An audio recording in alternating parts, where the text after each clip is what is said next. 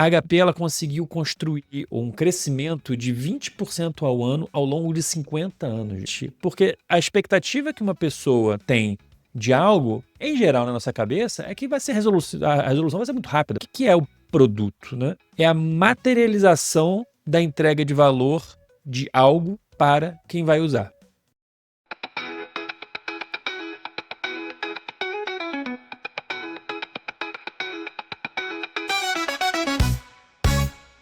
Olá pessoal, tudo bom? Bem-vindos a mais um vídeo aqui do Connect Lab. Meu nome é Danilo Lima e hoje eu quero trazer para vocês um conceito um pouco diferente. Na verdade, nem tão diferente assim, mas talvez algo que a gente não pense tanto quando a gente está falando de desenvolvimento científico, tecnológico, novas tecnologias concretas, mas que na verdade eu vou resgatar algo que era assim mais ou menos 100 anos atrás, né?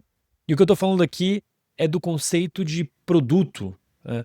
Então, se vocês são como eu, estão inseridos aqui, né, no ano de 2025 e no mundo de startups, desenvolvimento tecnológico, se vocês leem alguma coisa sobre isso, vocês devem ter ouvido falar sobre produtos,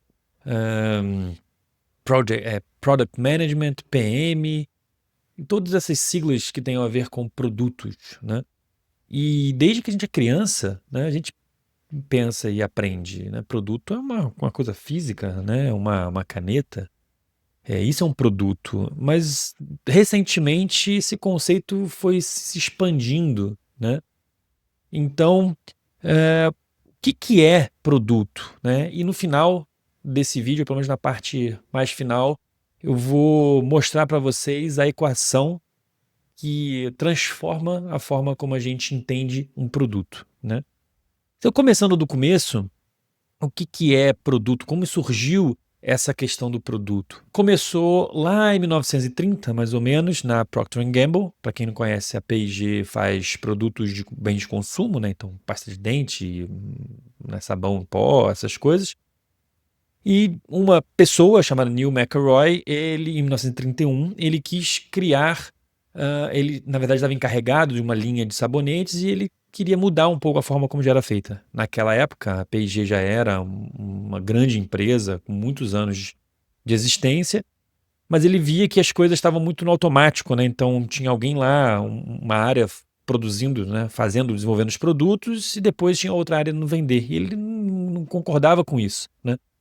Então, naquela época, naquele ano de 1931, ele queria contratar o que ele chamou num memorando, num relatório que ficou conhecido como Brandman. Ele queria contratar pessoas responsáveis pela marca e, na verdade, pelo produto que olhassem todo o ciclo, né? Desde o desenvolvimento até a entrega, né?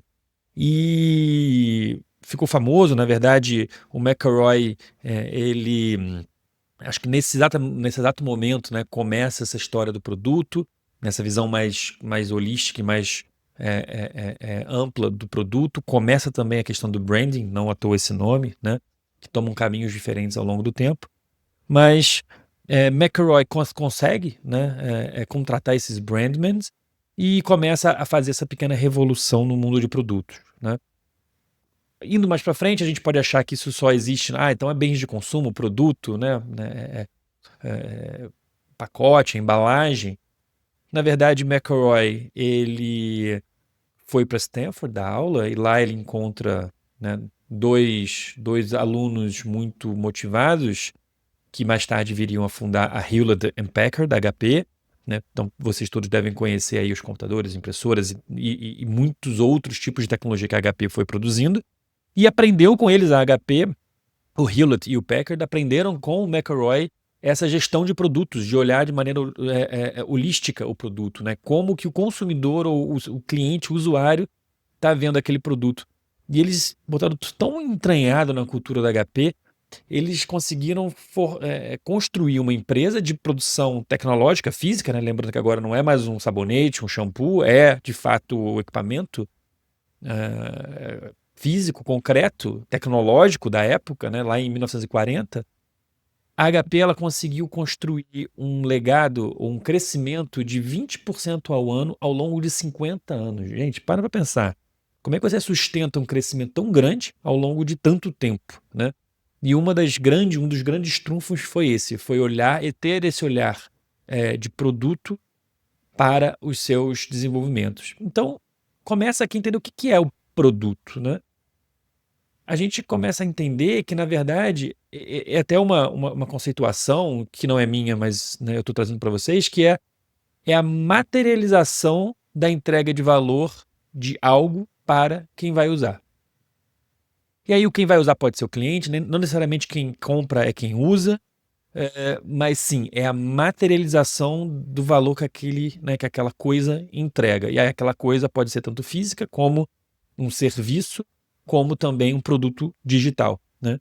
Que foi o caminho que isso foi tomando, né? Então, ao longo do tempo, a gente foi, como eu falei no vídeo anterior, a partir dos anos 90, final da década de 90, o mundo digital começou a se apropriar de todas essas metodologias e não foi diferente com a questão de produtos. Lá no final na verdade, no final da década de 80, início de 90, tem a criação do Scrum, que é uma forma de desenvolvimento de produtos digitais, na verdade software, né? E no início dos anos 2000, 2001, tem o Manifesto Ágil, que é como é que a gente começa a ver esse desenvolvimento como um todo, principalmente focado em software e produtos digitais, mas com esse olhar um pouco back to the basics, né? Como é que a gente volta a colocar as pessoas, né? Pessoas sobre o processo, né? Pessoas antes de processo. E o Manifesto Ágil está lá, né? A página que originou o Manifesto Ágil está online ainda, se vocês quiserem procurar Manifesto Ágil, né? E foi criando esse legado todo que a gente tem hoje, né? E aí eu quero fazer um parênteses, porque né, pode ficar essa ideia, poxa, né? Então o Neil McElroy foi lá, criou sabonete, depois a HP, para produtos concretos, mas como é que isso me impacta, né? Como é que isso impacta você, né, o seu desenvolvimento, seu produto, provavelmente tecnologia de ponta, algo que não existe ou existe poucas alternativas. O próprio McElroy, na década de 50, ele foi convidado para ser o secretário de defesa dos Estados Unidos. Olha isso, né? Cara, Guerra Fria, desenvolvimento de satélites, corrida espacial, e ele entra lá e começa a trazer toda essa visão de produtos e colocar o usuário, o cliente no centro da decisão, do desenvolvimento, e ele leva isso para o outro extremo, né? Do que é talvez né, defesa militar, espacial, tudo isso são tecnologias ultra concretas e em que o refinamento e a qualidade e a redundância, tudo isso não tem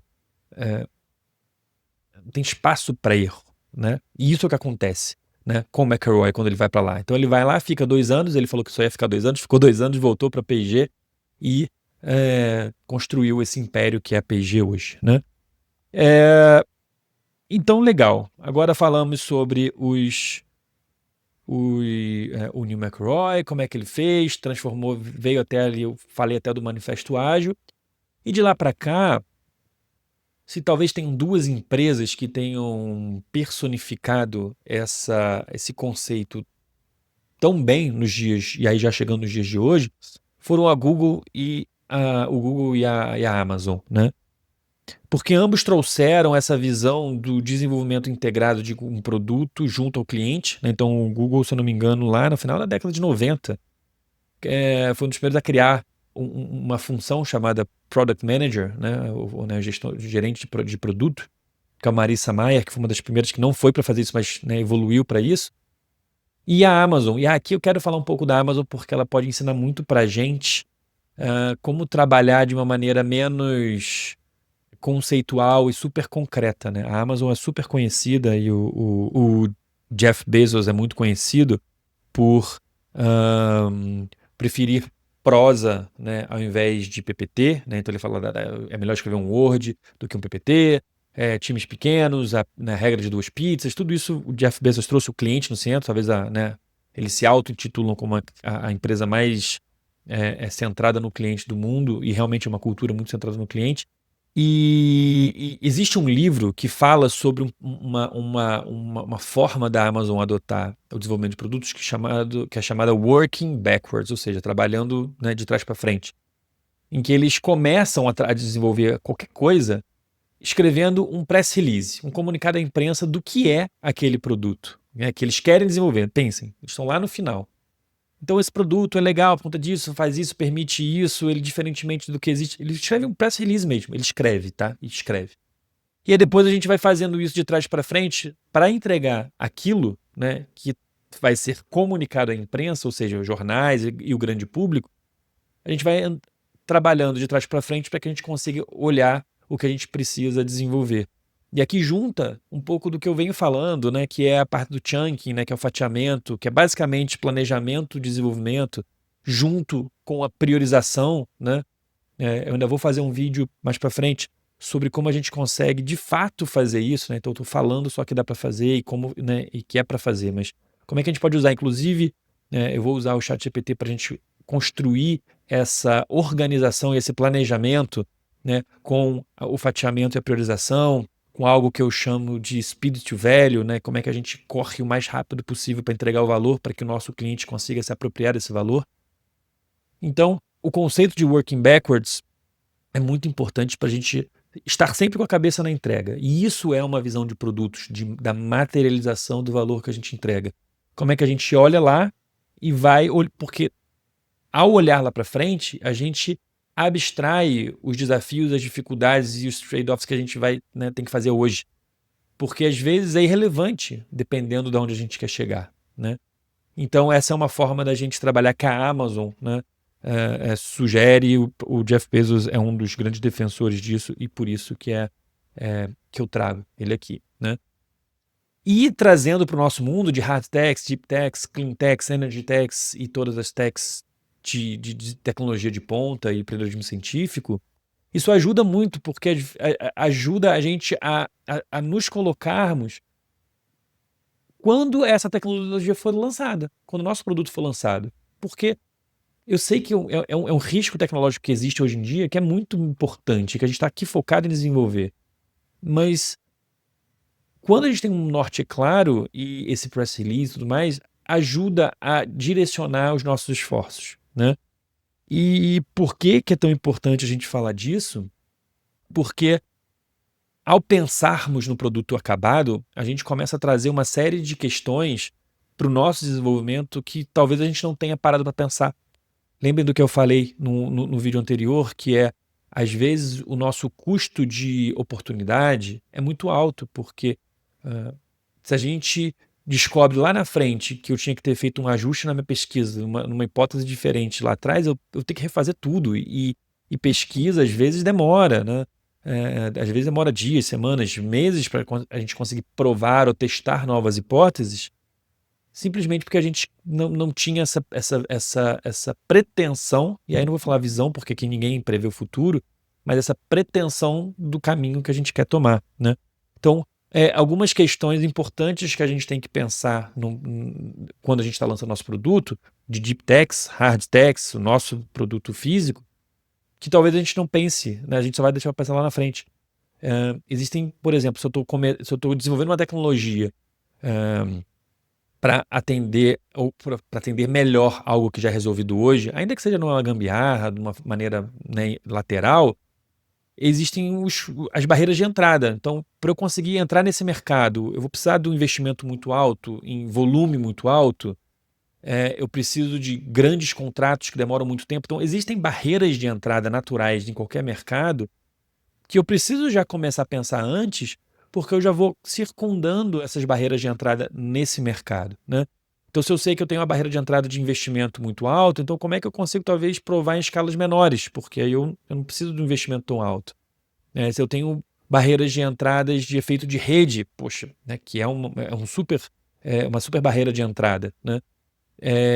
Então talvez eu precise me apropriar de novas redes, eu me associo a novas redes para poder conseguir também construir esse efeito de rede. Então são dois tipos de barreiras de entrada importantes que a gente precisa ver antes. Um outro tipo de avaliação que a gente precisa fazer, e aí se colocando no ponto de vista do cliente, é o custo da troca, ou então a barreira de saída do lado do cliente.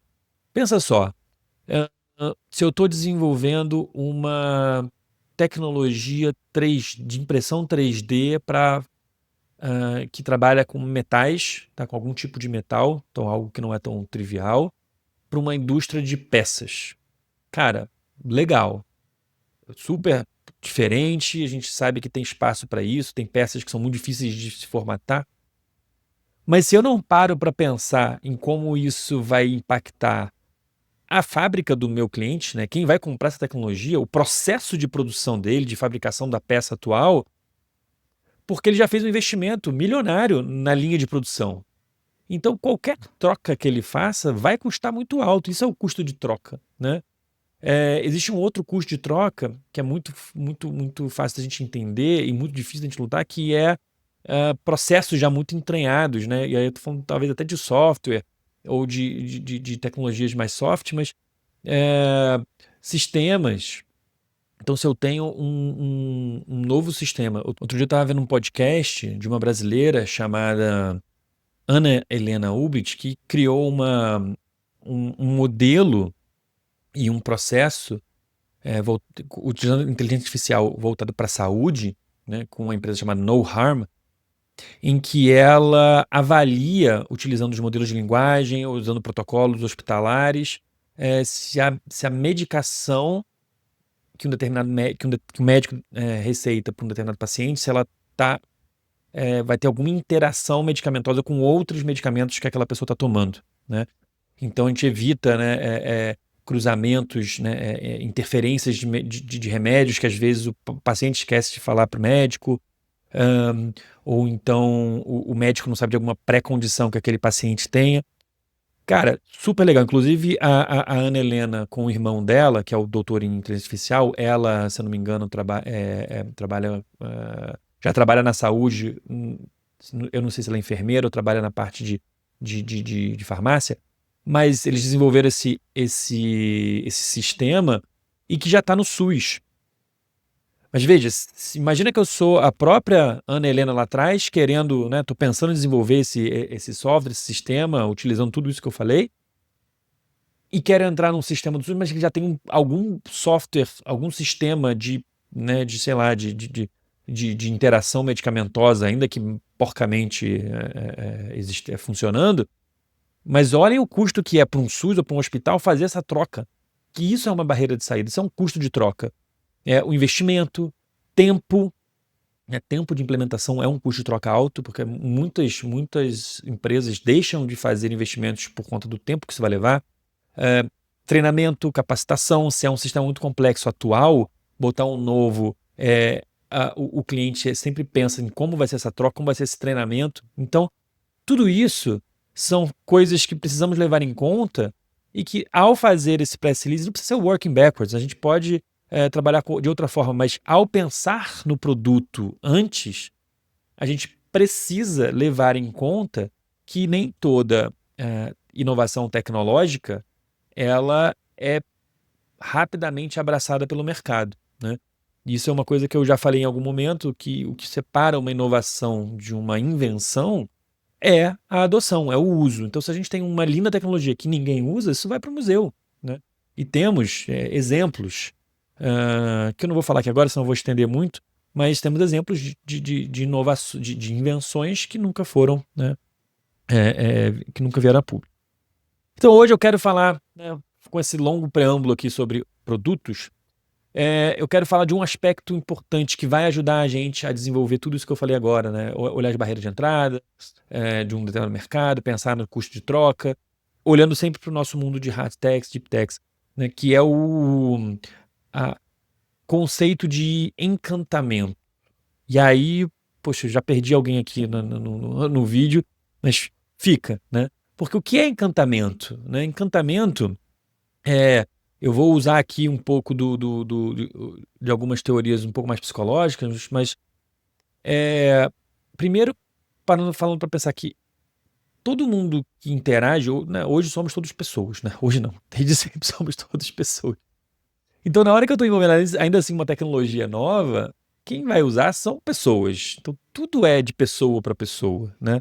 Então, quando a gente fala aqui de, né, quando a gente, eu mesmo trabalhando numa empresa, e quando já tive, e precisava contratar alguma coisa, eu levo em consideração, na verdade, quem toma a decisão é um humano. Ainda que no final, que muitas vezes a gente tenha algoritmos e processos para tomar a decisão, no final das contas é um humano tomando a decisão, né? Ainda, né? Enquanto estamos aqui, né? Então, na hora que a gente fala de encantar, quem é a pessoa do outro lado, né?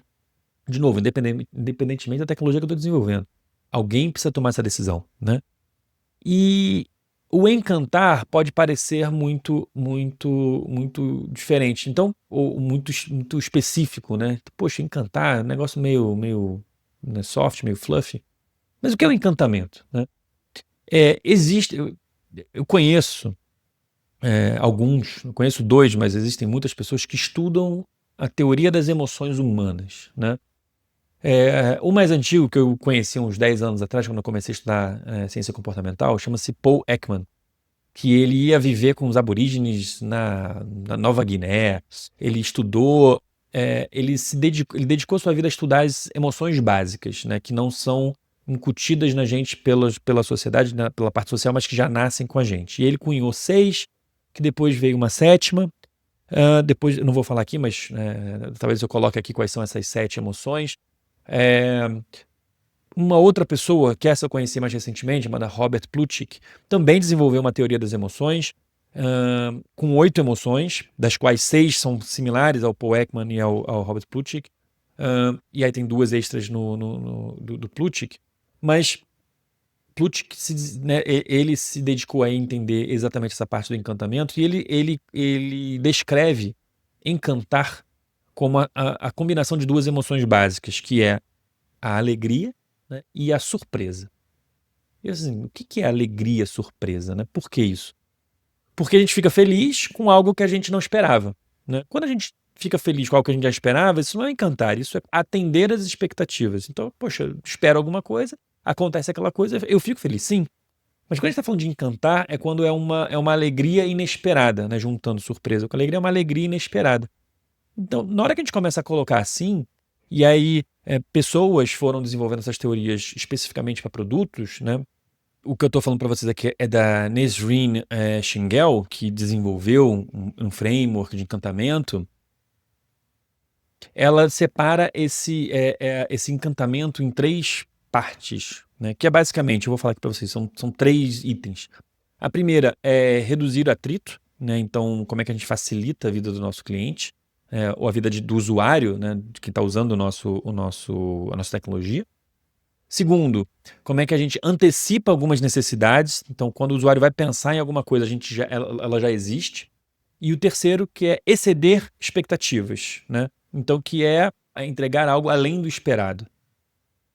E com essas 3, né, da forma como a gente foi construindo isso, desde as emoções, da alegria e da surpresa, então uma alegria inesperada, e dessas 3 formas que a Nesrin coloca, eu proponho aqui a fórmula do sucesso dos produtos, né? Brincadeiras à parte, a ideia não é que seja uma fórmula do sucesso, mas sim uma fórmula que vai guiar a forma como a gente pode desenvolver o nosso produto. Isso aqui não vai substituir o desenvolvimento técnico, tecnológico, científico, do que quer que vocês estejam construindo, seja no mundo de novos materiais, novos reagentes químicos, novos tecidos, novas tecnologias embarcadas com IoT para facilitar a aplicação de defensivos agrícolas sob encomenda, construção de novas formas de mobilidade, o que quer que seja que você esteja construindo.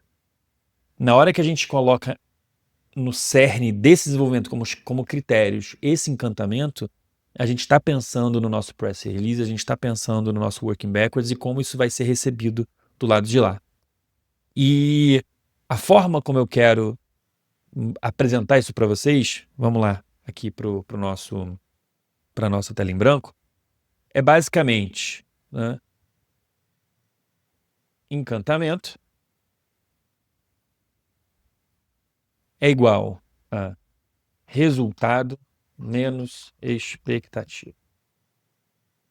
Simples, certo? Simples, porém carregado de significados e poderosíssimo na hora que a gente entende isso aqui. Então vamos lá para gente que é analítico. Não sei se todo mundo é, eu sou, vamos lá. Na hora que a gente pega essa fórmula, encantamento é o que a gente quer gerar. Então, quanto mais melhor, positivo bom, negativo ruim. Resultado é basicamente o que a gente está entregando, né? É o que está sendo feito, entregue, gerado, é o meu concreto, é o meu produto na mão. E expectativa é o que essa pessoa que está com esse produto na mão, de novo, pessoa aqui, lato sensu, né? Pessoa física ou pessoa jurídica, o que ela imaginava que seria esse resultado. Então, quando a gente tem um resultado que supera as minhas expectativas, eu tenho um encantamento positivo. E quando eu tenho um resultado que é menor do que a expectativa, eu tenho um encantamento negativo. Então, na hora que a gente pega esses 3 itens que eu comentei da Nesrine, né? Atritos, né? Então, atrito é aqui, ó. Atrito, ela impacta o meu resultado. Porque se eu tenho atrito, o meu resultado é diferente, porque a expectativa que uma pessoa tem de algo, em geral, na nossa cabeça, é que vai ser a resolução vai ser muito rápida. Pronto, fiz aqui, rápido, amanhã eu tenho. E aí, quando começa a não existir, ou seja, o atrito vai, né, atrapalhando essa entrega de resultado, a comparação entre resultado e realidade e expectativa, ela vai ficando pesada, né? O resultado, a realidade, ela vai diminuindo, né? Boa, que acho que a gente pode também chamar de não só resultado, como realidade, né? Que é isso que a gente tem, né? Voltando, a gente fala, a Nesrin fala sobre antecipar necessidades, porque na verdade a gente está atuando antes até do que a expectativa. Na hora que a expectativa aparece, ela já existiu, né? Ela já foi atendida. Então, a necessidade, na hora que ela surge, ela já é atendida, né? Então, parando para pensar aqui, num processo, como eu comentei, da impressão 3D, então eu estou indo para uma indústria onde eu quero vender essa minha tecnologia de impressão 3D em metal. Na hora que a pessoa começa a pensar nos problemas, né, o dono da fábrica, o dono da empresa, o gerente de produção, o engenheiro, ele começa a pensar em como aquilo vai impactar a vida dele. Poxa, mas você pensou, você que está me propondo, né? Você pensou como é que você vai entregar esse produto? É uma peça única? Vai entregar no processo? Ah, não, eu já pensei isso aqui. Entra aqui, sai aqui, você consegue fazer no seu processo, tendo apenas o tempo da parada que custa, né, que demora 2 horas. Poxa, então você já pensou no problema que eu posso ter. E isso é antecipar necessidade, e isso sim é contribuir para o encantamento. E por fim, né, que é quase que autoexplicativo, superar as expectativas, exceder as expectativas, é basicamente o que a gente quer com o nosso resultado, a nossa realidade, ela sendo superior à expectativa. E aqui a gente tem que entender muito bem o que é essa expectativa, né? Se eu tenho uma expectativa que eu vou fazer uma impressão 3D, ok, de metal, beleza, eu tenho uma peça nova, essa é a minha expectativa. Agora, se eu entrego mais, se eu entrego, além do metal, você pode escolher 3 tipos de liga metálica diferente, tem alguns tipos de combinação. Caramba, não sabia que dava pra fazer isso tudo. Pronto, a gente está excedendo as expectativas. Então, essa forma de enxergar nosso desenvolvimento de produtos, ela deve ser acoplada ao desenvolvimento científico, tecnológico, tecnologia de ponta, laboratório, né? Tudo isso.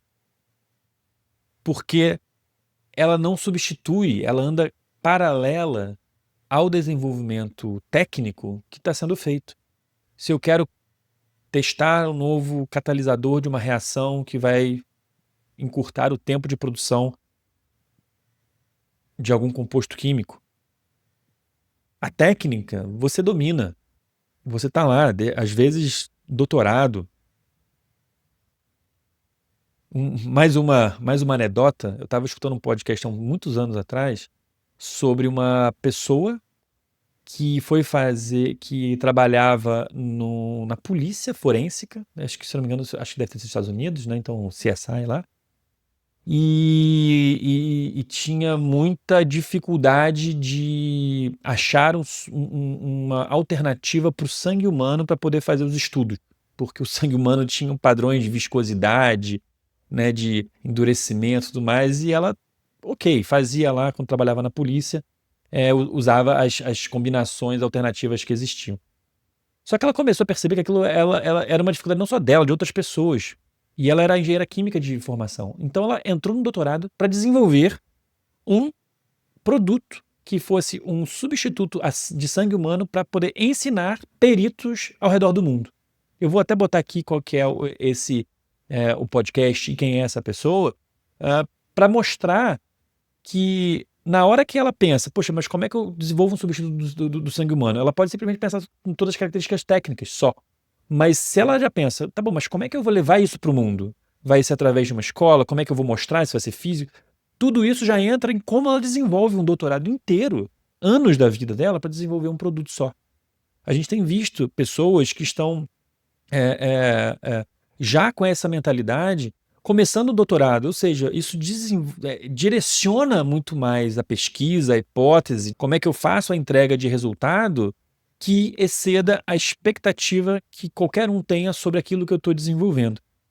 A expectativa a gente não controla, no máximo a gente entende. Agora, o resultado, esse sim, está na nossa mão. Então, como é que a gente traz isso e vai desenvolvendo o nosso produto, com essa visão de produto, relembrando a materialização do valor que a gente entrega, de maneira que a gente surpreenda positivamente o nosso cliente, o nosso usuário, quem quer que seja o comprador dessa nossa nova tecnologia, da nossa Deep Tech, da nossa Hard Tech.